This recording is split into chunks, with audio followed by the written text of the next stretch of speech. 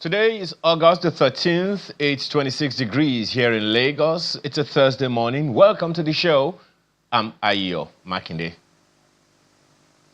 It's actually raining right here in the nation's capital. Good morning and welcome. I'm Kayla Magwa Ayo. There are a lot of things that we haven't been able to talk about during the week. I saw yesterday something from the United States Embassy here, and it had to do with a particular Muslim cleric. And it's a Muslim cleric that I think we should celebrate from time to time. And they brought it to my remembrance yesterday, this Muslim cleric who saved the lives of a lot of Christians. Now, we're juxtaposing that Muslim cleric with the one that we're looking at right now on our screens.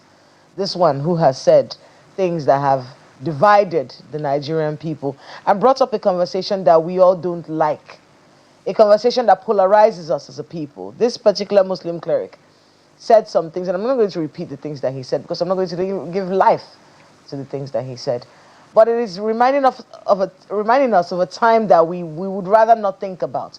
A time when politics was about our religion, when we started thinking about who we are based on who we worship.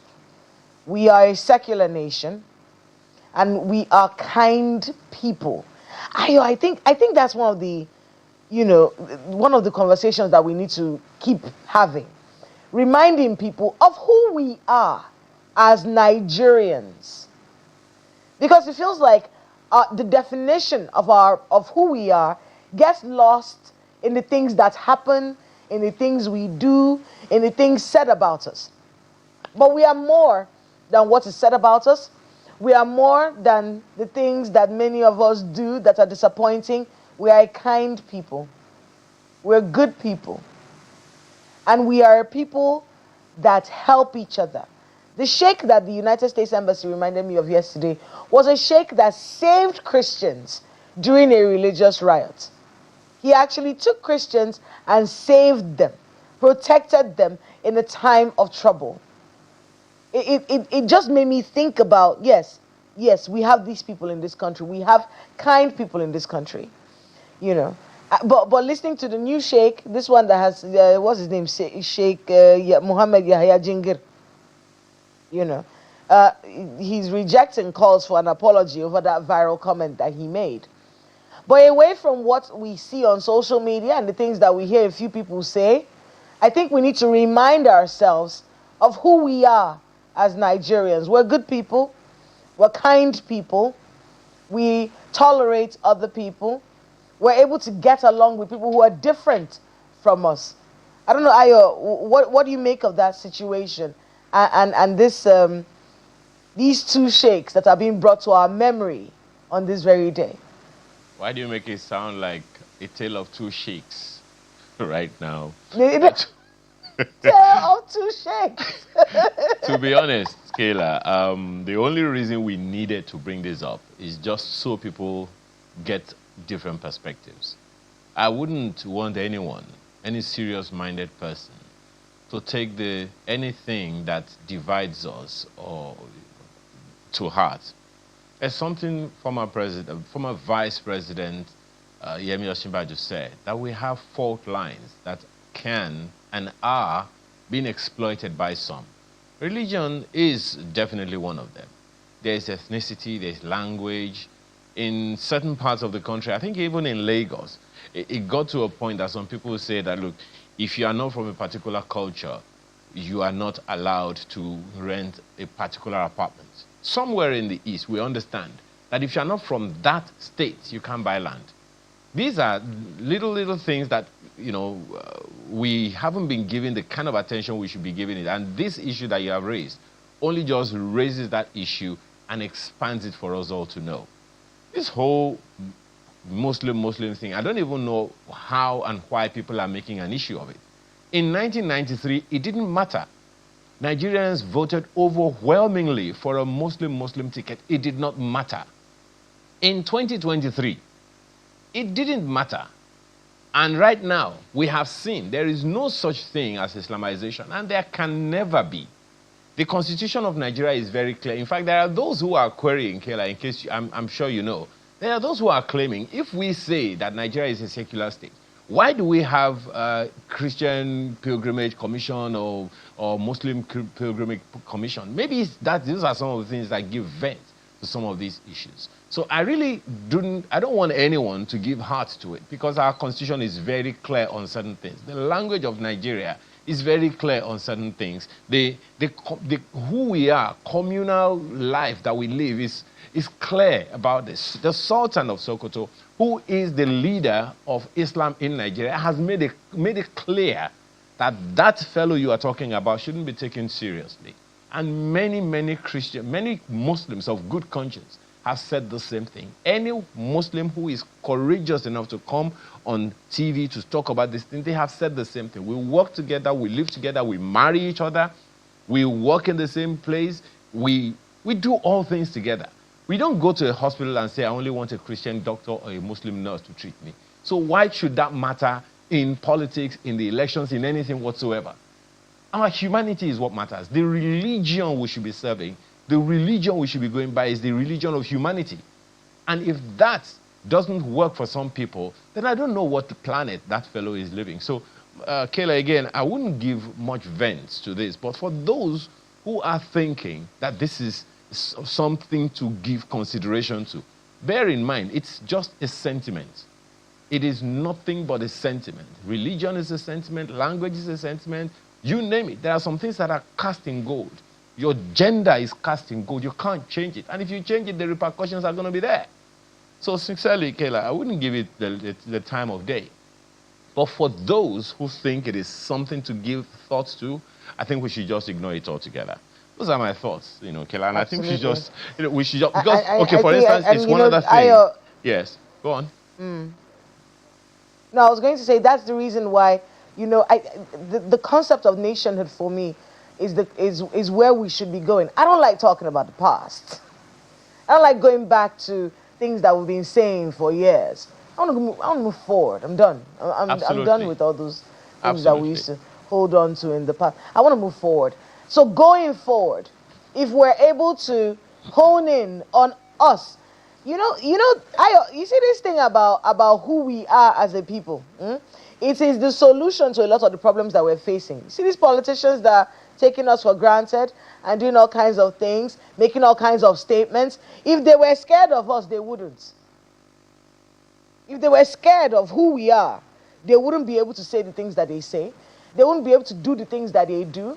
The corruption that we see in politics and in government, we would not be able to see all those things, because when you go to countries where things work, countries, and you say they are nicer, they are not nicer people.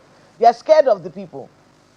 Countries where you see that the politicians stick to the rules and do the right things. The politicians didn't fall from the sky. They're not angels. But they know that the system and the people are strong enough to keep them in check. As long as we as Nigerians are not strong enough to keep our system and politicians in check, they will use us. They will play games with us. They will toy with us, say all kinds of rubbish to us. Your children are outside of this country doing very well. You're telling people to go and kill people. If we are able to if we can build ourselves as a people and become strong enough where they know, politicians know, government officials know that they cannot toy with the Nigerian people, we will not be hearing or seeing a lot of the things that we see go on in politics and governance in this country. We're having a conversation yesterday, Ayo, here in the office, and I was saying, listen, sometimes you don't have to address people directly. Fix the system. Fix the loopholes in the thing. People would adjust to a system that works. So as a people, we have to start honing in on who we are and reminding ourselves of who we are. And stop this value system that's gone down the drain. What are we focusing on? If we can focus on who we are as a people and stand together and say, no, Nigerians do not tolerate this. There are things we don't like. There are things we don't do. If we can apply that to politics and governance, we'll see a better country. But that's not our first conversation today. Today we're going to be starting with the Osun elections. The Osun elections are upon us. And we have joining us via Zoom the country director of Amnesty International Nigeria, Mr. Issa Sanusi. He's supposed to be joining us this morning. Oh, I see him. Good morning, Mr. Sanusi. How are you? All right, so let's talk about the Osun elections. We've had so many disappointing situations. We saw the situation Mr. Fadanhusi We heard about shootings. Toby was shot in his mother's shop. We've heard about so many disappointing things ahead of the Osun elections. Maybe you can talk to us a little bit about what it is that Amnesty International is worried about when it comes to these elections that have turned into a war in Osun State. Well, the reason why we are very much worried about what is going on in Osun State in the build-up to the election is because of the fact that there is quite very high level of violence across the state, particularly in 12 local governments, and Osogbo, the state capital, where the violence is more rampant. And analysis done has shown that at least 29 people have been killed over a small period of time. And the majority of these killings took place between May and July. And these are human beings that have been killed in attacks, in assaults, in violent attacks of many forms.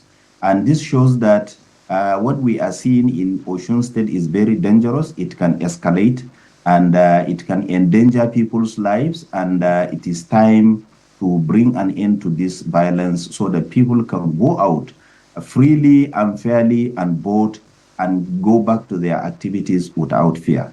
And we are deeply concerned, especially following very hateful comments, very hateful instructions given by a senator of the ruling APC to his followers to kill members of other political parties or opposition parties. And this is dangerous. This is the first time in this dispensation where a top official or a top politician is coming out openly and in public, calling on people to kill other human beings because of political difference.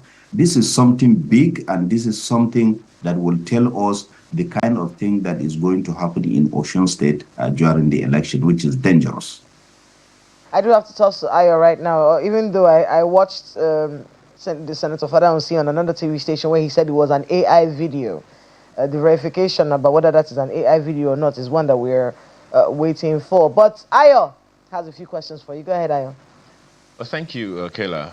You know, it is not a secret anymore. The word is out there, the position of Amnesty International on this. Your organization, for instance, has called on the authorities in Nigeria to promote, protect, respect, and fulfill human rights amidst all of the disturbing signs of violence, intimidation, and allegations of interference ahead of this governorship election coming up in a few days. From what you know, what you see, and all of the facts that are available, where is all this coming from? It would seem like every election cycle, we talk about this pre-election violence, and that's all. No plans, no retribution, no scapegoats, so to speak, no consequences. And the next election cycle, we talk about the same thing. Is that a correct assessment of the situation, or what exactly do you think we could be missing that we need to doctor? Well, what is missing is rule of law, due process of law, and making sure that no one, no matter who he is, no matter what his position is in the polity, no one is above the law. Unfortunately, that is not the case. And that is why politicians continue to exploit people's fault line, either religion or politics or ethnicity whatsoever ahead of elections, and they get away with it.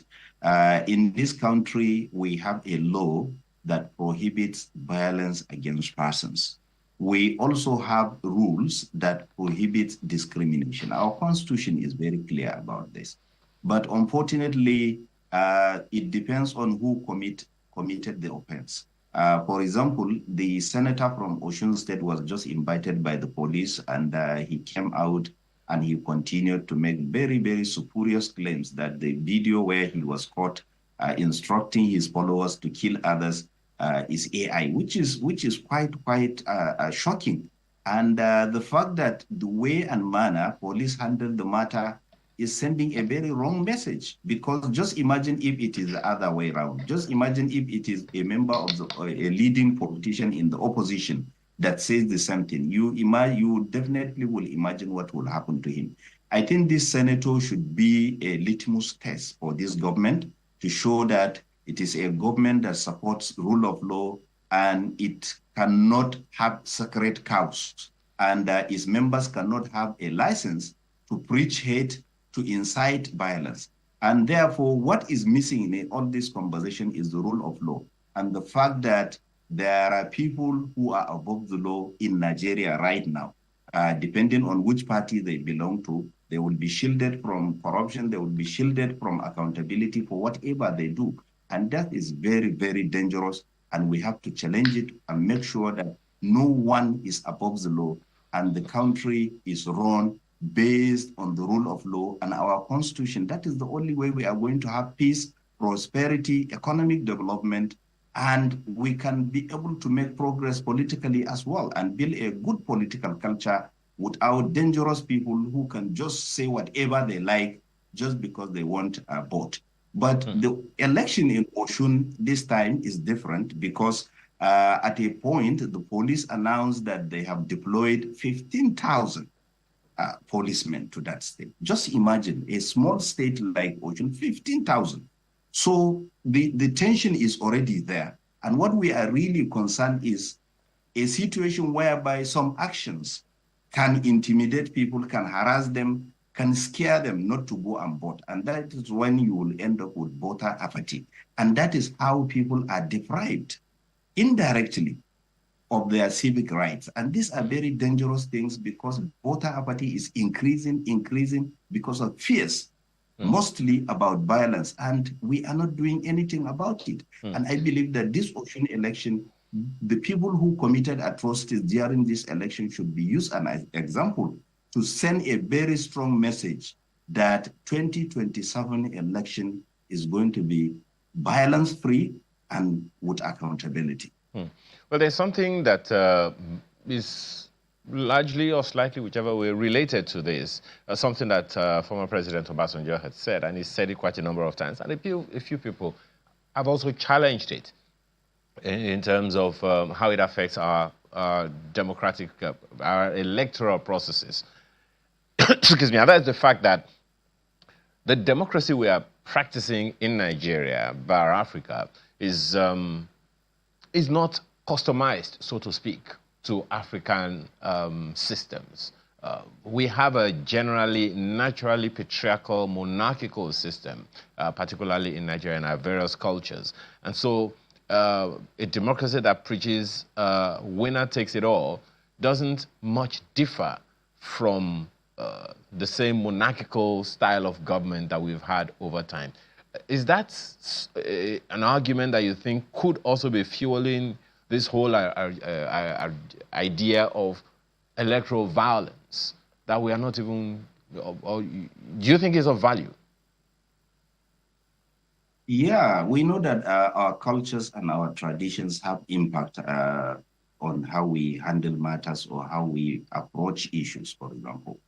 You cannot compare the mindset of a voter or a politician in the United States or in the United Kingdom with a voter in Abuja or in Osogbo. You cannot compare the two. Our cultures have significant impact on how we behave, how we approach things, how we build institutions. But I want to make the point that we are all human beings, and I believe that as human beings, we are packaged to do the right thing. We are packaged to respect the rights of others. We are packaged to respect the sacredness of life. We are packaged not to be violent. Therefore, I don't think that this entire argument is completely right, because as human beings, we have other people who are doing elections without the kind of violence we are seeing in Nigeria, without the kind of incitement we are witnessing in Nigeria. They are human beings like us, and they also have their own peculiar cultures. Therefore, to some extent, I believe that, but to a large extent, I don't think this matters in this argument, because we are meant to do the right thing and we should do it. We can overcome our cultural differences and the impact of our cultures, patriarchy, hierarchy, and many other different cultures that we have. we have to make sure that we make people understand that even though we have differences in religion, culture, and everything, but doing the right thing is human. And we are humans, and we have no option but to do the right thing. Make sure the election is not war. Election is not about killing people. And election is not about subduing people, harassing them, intimidating them, killing them, overpowering them because you think they cannot do anything. I believe that we should believe that as human beings, we have to do the right thing. There is no any other option. There has been a lot of calls for voter education, voter awareness, and the rest of it. And assignments or tasks always go to the role of INEC, the role of political parties, the role of the voter themselves, the role of civil society organizations such as yours. And historically also we've heard that the Osun elections has recorded something around 35% of voter turnout. And as you have also said, the trend seems to be decreasing over time. How do we address this? It's just, what, 24, 48 hours or so to the election, and we're still talking about this. What are the chances? What do you see happening? What kind of voter turnout do you anticipate in the on Saturday? Well, definitely, first of all, we should expect voter apathy because the build-up to the election, the unfortunate remarks of that unfortunate senator, and many other incidents, like 73 incidents recorded over the last between May and June, will definitely discourage a lot of people. Those who love their lives and want to live their lives will definitely avoid polling units on Saturday. And it's not because they don't want to vote, it's because they want to live. They don't want anybody to kill them because they decide to vote a different political party. That is very dangerous because it's not only Osun State. If you look at the figures of the last election, last presidential election, it's awful. The voter apathy is really awful. In other countries, those kind of elections cannot hold because a situation whereby only 38 or 33% came out to vote has a question on the integrity of the entire election. It means majority of the people are indifferent, not interested, and that should worry a lot of us. Therefore, what will happen in Osun State is going to be very, very dangerous, but I believe that we still have the opportunity. The government, federal government has the opportunity right now. Political parties across divides have the opportunity now to say that, look, all these things, we have to be calm. This is not the end of the world. And the fact that someone is going to lose or someone is going to win does not mean the end of life. We have to have the spirit of accepting defeat and welcoming victory. We have to make that advocacy. There is still time. And the government has to tell anybody, whether the person is associated with the ruling national party or whatever, that they don't have the license to do incitement, to do violence. And they don't have the right to suppress others. And this is very important because we have election coming, one of the most contentious elections coming nationally. And we have to use Osun as a ground to show that in Nigeria, election will be about the people, the rule of law, and making sure that nobody, no matter who he is, can hijack that system or use people's fears to prevent them from casting their votes. I believe that we still have the chance, and I believe that there is still opportunity to redeem the political atmosphere in Osun State. At least 29 people have been killed.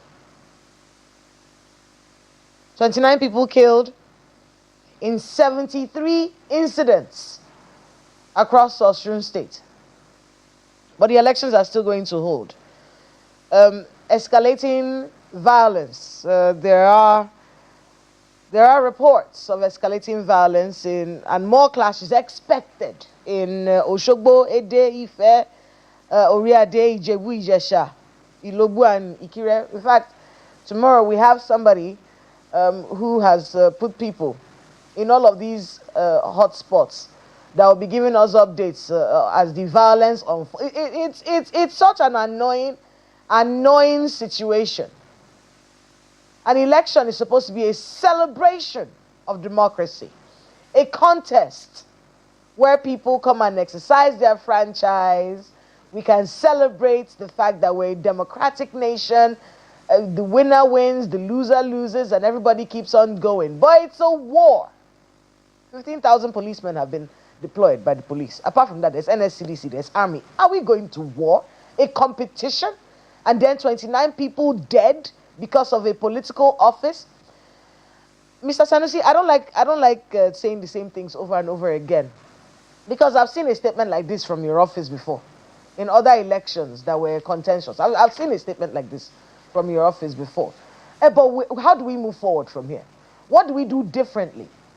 Before the elections, Amnesty International, the Peace Committee, they come get all the stakeholders together, and you say we sign something called a peace accord. After signing the peace accord, 29 people are dead. So what happens after?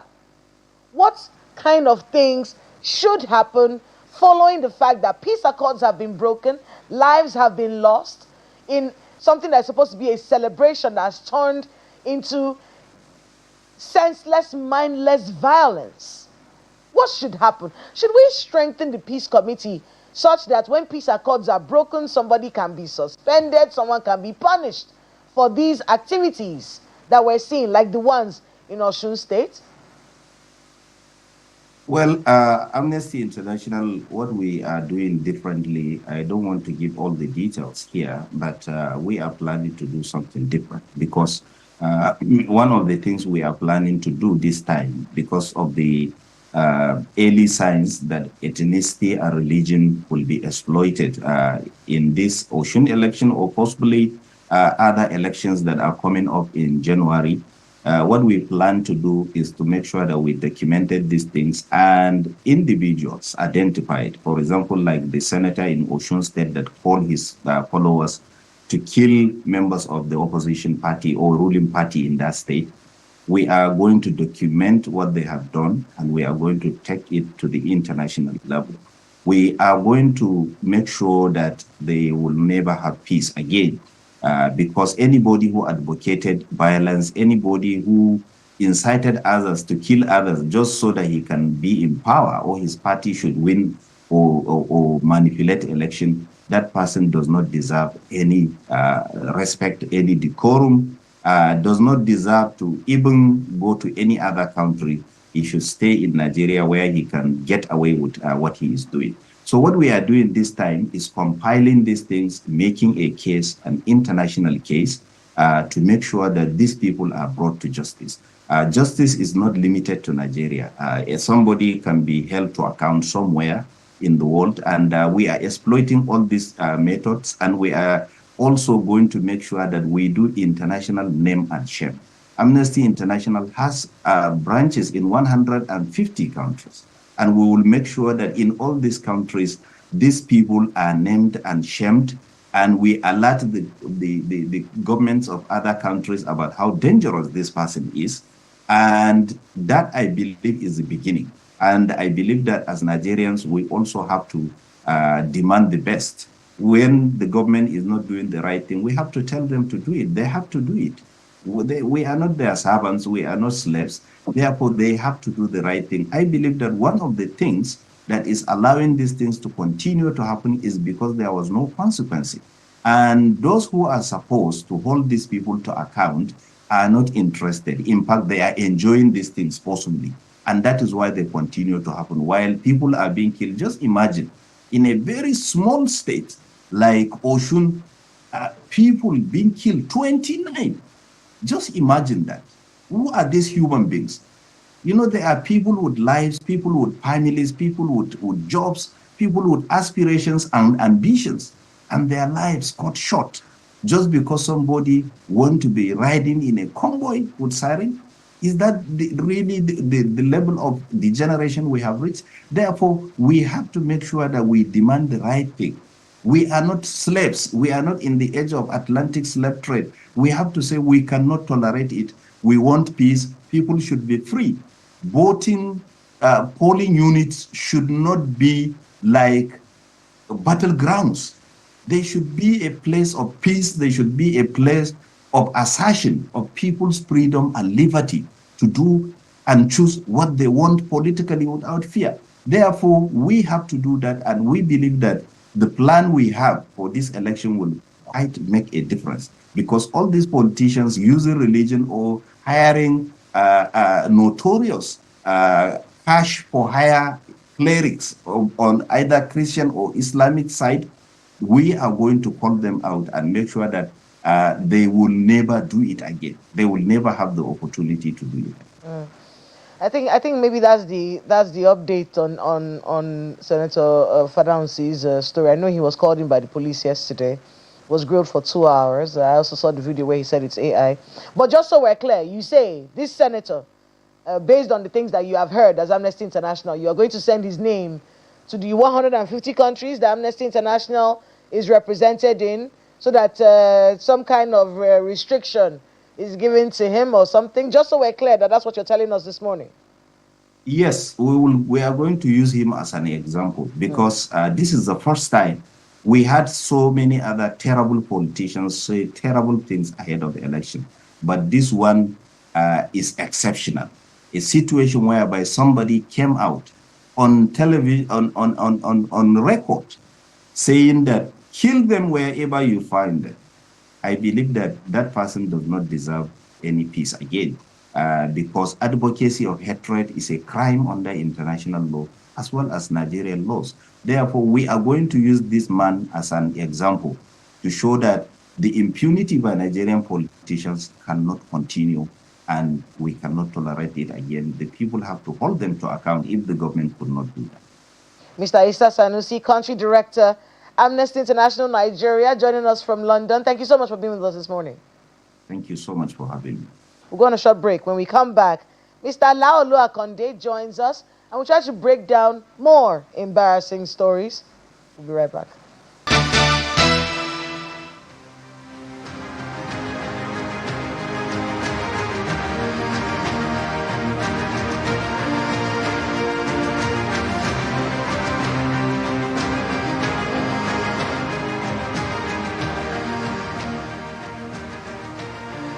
Welcome back. All right, it is Thursday, so we have Mr. Laolu Akonde here with us in the studio, former presidential aide and host of Channels Television's Inside Sources. Thank you so much for being with us here this morning. Good to see you again, Killer. We started the show today by talking about Ayo said it's the tale of two sheikhs. Yesterday, I was looking at the page of the American Embassy, and they brought to our mind the Imam Abubakar Abdullahi. Remember him? Yes. 83 years old. Yes, of course. Vice President Yemi Osinbajo invited him over. Imam Abubakar Abdullahi, the 83-year-old, in June of 2018, I think, in Nga village in Barkin-Ladi in Plateau State. He saved 262 Christians. During a riot. And the American Embassy yesterday were remembering him. And it brought tears to my eyes, because he's dead now. And I remembered how wonderful I felt thinking about the fact that an imam from a different faith was so kind to Christians. And there are so many other good Muslim clerics like him. There's one in Niger State, I've forgotten his name. There's one in Niger State who's a wonderful Muslim cleric as well. There's an international Muslim cleric who comes to Nigeria from time to time, Mufti Menk, Sheikh Mufti Menk, who comes and talks about infrastructure development, tries to talk about unity and cohesion and how secular states are supposed to run. So there are so many wonderful Muslim clerics. To see this one, Sheikh Mohammed Yahya Jangir, I saw him yesterday rejecting the calls for him, because people have said, Peter Obi said he should apologize, he should recant his statement. He says he's not going to do it, and he stands by what he said. And, you know, this concept of a Muslim ticket, and the rhetoric we hear from different political leaders feeds into this sort of insolence. It feeds into this sort of behavior. In that event, there were two governors. Or three, Abi. No one said, collect the mic. No, we don't do that. What would happen in a society where people are thinking and government is working is that when you say something incisive, the leaders, the adults in the room will say no, and even take the microphone. If I was a governor there, I'll take a microphone and say no. We do not agree with that sort of talk. We do not subscribe to that sort of behavior. That's what responsible leaders do. But no one said anything. They were clapping. Maybe you can talk to us a bit about that. Well, my greatest concern, Killer, about that is the possibility that, the Sheikh, Yahya, I think that's his name. Yes. Jangir. Jangir. The possibility that he might even believe what he's saying. He does believe what he's saying. Is what gives me real worry. That if you have, somebody of his learning, at least Islamic learning, have the audacity to speak publicly the way that he has done, so it does, there is something that is lacking and deficient in how he has been socialized. Clearly anybody that says that kind of stuff in a country such as Nigeria, talking about, one group is the leaders, that if you don't like it, you have to leave. It fits into this very, delusional, idea that Nigeria belongs to a section and the other section is infidels. Or second citizen. He called us infidels. Yeah, which is essentially a delusion. The Sheikh needs to be rid of his delusion. But more importantly, the governors of Kano, Katsina, and Jigawa, who sat there to listen to his demagoguery, they hold themselves and Sheikh a duty to send him, the Sheikh, on an excursion to the southwest or any part of this country where people live with mutual respect, people of different faiths, including in the house, the home of the president. Oh, yes. Bola Ahmed Tinubu. Because his wife is a Christian. Muslim, and his wife is a Christian, and some of his children are Christians, yes. So somebody needs to do some kind of exchange program for Sheikh Jangir to go and get educated about how civilized people speak when we live in a country of ethnic and religious diversity. Second point I'd like to say, Kela, is that the National Human Rights Commission has come out, very boldly to say that what the man has said is divisive, is not right. And the next thing that should happen is that the DSS should invite this man for a chat. That's the minimum. Now, the DSS is going after folks like Omoyele Sowore, okay, who said, uncomplimentary things about the president. And I said that, well, it's their job. They can figure that out. But if they have time and resources to go after Sowore, then the DSS ought to invite this Sheikh at least for a chat to warn him and to caution him that he cannot speak. Now, if he is sufficiently illiterate in spite of his learning to behave like that, then the government, especially the DSS, has a duty to caution him. I was going to say the word infidel has three different meanings. There's the dictionary meaning, there's the Christian meaning, right, and there's the Islamic meaning. Right. So we're not going to break that down. For everyone who's watching right now, you can go and check what the word infidel means in these three contexts. Right. Because they mean three almost different things. They're very similar in meaning, but they mean three almost different things. So when he says it, he's saying it in an Islamic context. Right. So maybe go online, find out what it means in an Islamic context, and then you can situate exactly what he has said. And just so we can situate it, remember he was saying this at a wedding. Remember this was the mass wedding. Oh. It's a thing that happens in Kano from time to time. They try to help people by giving them wives. So 1,500 couples. And husbands too. Yes, and husbands. It's the way to move forward. So to help these people, they do mass weddings so we can get them off the street, because single people are the problem. Anyway, so away from that topic, let's move to Osun State. Okay. This, the senator was summoned, Senator Fadaunsi, over that viral comment. I saw a video from another TV station, I hope it wasn't AI as well, where he said that whatever it is that they are saying about me is AI. This thing that politicians keep doing, where they think we're stupid, AI can be verified. It's not magic. I use AI a lot. I use AI quite a bit. It's useful. It's very useful, makes things easier, makes things better. But some people use it for nefarious activities. When he comes and says it's AI, we know AI when we see it now. Well, I think what has become clear in the conduct of Senator Fadaunsi, who is an otherwise respectable, this is a senator. Older gentleman? Yeah. A senator? He's a senator of the Federal Republic, Oh, yes. But what has become clear is that he has come to the realization of the lack of wisdom in his action. I don't want to say. So instead of taking responsibility, he's blaming technology. Yeah, that's the responsibility. So at least he has come. If he actually did that, he has come to the realization that what he said was, both reckless and careless. For a senator. Look at the president. People can come up with a lot of his baggages, but you're not likely going to find the president talk sort in a violent manner. He said that he meant that they should kill them at the election. Votes. What does that even mean? Even if you say it's a metaphor, you have to be very careful at the choice of your metaphor. Election is not about killing. Senator Fadaunsi is just reminding us of the days of Obasanjo as president, especially in 2006 and 2007, when he said that politics are elections is a war. No, you don't use votes to kill people. There are people that are saying that the president's statements, President Bola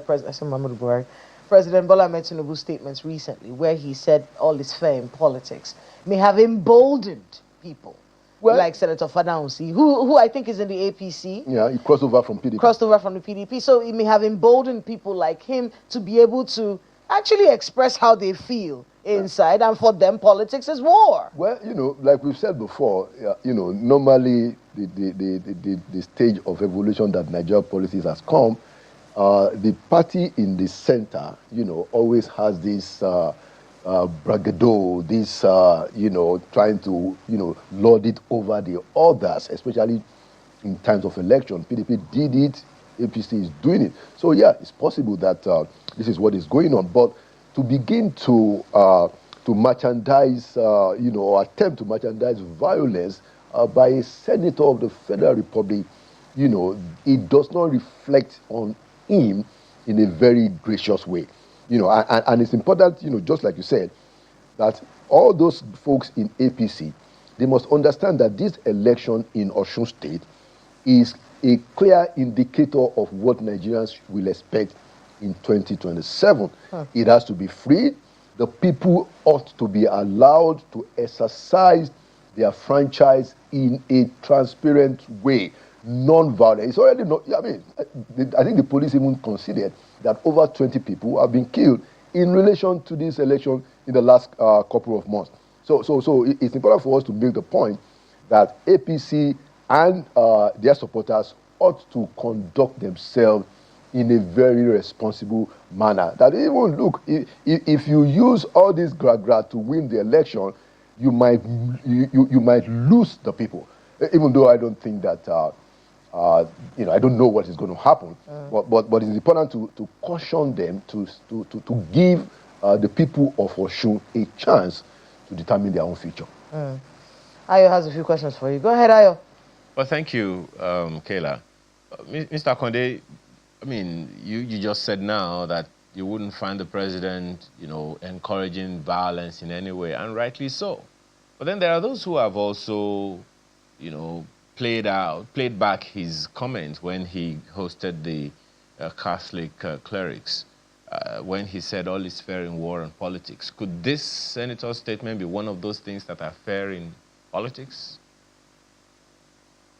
Absolutely, Ayo. So that is why, we had said to the president that he ought not to have gone that far, because when you are president, as he has been now for over 3 years, your words, even, I'm sure you know this, Ayo, even your body language, people are going to take your body language, not to talk of your words. They're going to take it and do stuff, so somebody can make that connection, but I will be surprised if the president, will be ever found, making such reckless statements as to border on peace, security, and to be violent, and leading to the death of the people. I want to hope that the president did not, imagine, that that is the kind of interpretation. But that's the reason, why he ought to be very careful and selective in the kinds of words that he uses, because even when he has not spoken, people will interpret his body language. One thing that he has done very well on this Osun matter is to quickly pull back the lever, when EFCC started to freeze the accounts of the state and made a personal statement. That's a very good one, and that's the reason why he should always be very careful whatever he says, because like I said, even what he doesn't say, if people believe that is what he's thinking, or they are reading his body language, they can begin to misbehave.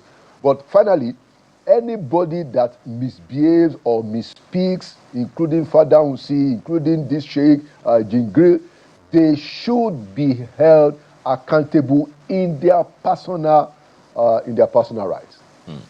Well, there is to the Islamic cleric that you just mentioned, and my colleague has spoken about the fact that he has rejected recanting what he said or tendering any apology.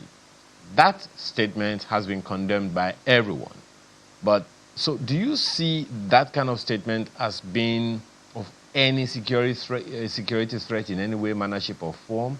Some people could, we have heard it before. There are those who always point to what happened in Rwanda. It's a function of a statement someone made.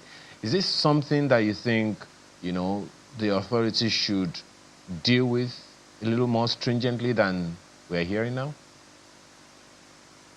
The authorities, specifically the DSS, should take interest in this matter. And, you will recall, like we said earlier, that the National Human Rights Council has already spoken about this, spoken out against this action, and that's a government agency. The National Human Rights Commission is a government agency. And so the DSS ought to take interest in this matter and invite this Sheikh, because it has the potential to create much more problems if you are segmenting the population. Some people are infidels, some people are believers. We have a secular country where people have freedom to believe whatever it is that they want to.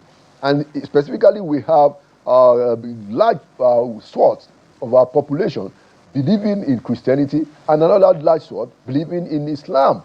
And they have been, commingling. As a matter of fact, one of the best statements that I have had from former President Muhammadu Buhari is the fact that he said that he admires how the people of Southwest have become the best representation of the peaceful mutual coexistence between Muslims and Christians. And so, and that was why I said that people like Jangir, they need to be brought up, from that level, where for the kind of rhetoric and kind of expression, it shows that he still needs to acquire a bit more, proper socialization and understand what it means to live in a civilized world. And at a time where the nations are talking about knowledge economy, that is when you have a Sheikh who is a scholar, an Islamic scholar, speaking trash, about a whole lot of people who he described as infidels, and trying to segment to say that some people own the country, and if other people don't like it, they could leave. It just shows a crass level of illiteracy And I'm sorry to say, the man needs to become more civilized than he is, if at all, already. Well, some people would say also that that's the way some people just get attention. You know, in PR, they say all publicity is publicity, whether good one or bad one. All PR is good PR, whether it's good or it's bad, so long as your face is out there. Particularly now that the Sultan has spoken about this and calling for unity and no division based on religion.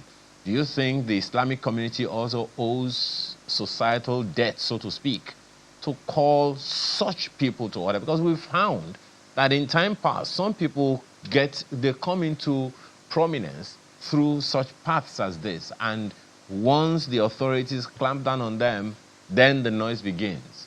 What are your thoughts on that? Yeah, I mean, first to say that it is gratifying, you know, the statement of the Sultan of Sokoto that you referenced. The Sultan of Sokoto is not just the Sultan. He was an officer and a gentleman, you know, a man of top-notch decency, civilized, you know, by all ramifications. So it is commendable and gratifying to know that he has spoken up against, you know, that kind of rhetoric. And you are right, you know, we should have other Islamic leaders, you know, especially in that community. You know, I think this happened in Kano, and you had the governor of the governor of Katsina and Jigawa, you know, sitting down there. Those three governors ought to also make a statement about this.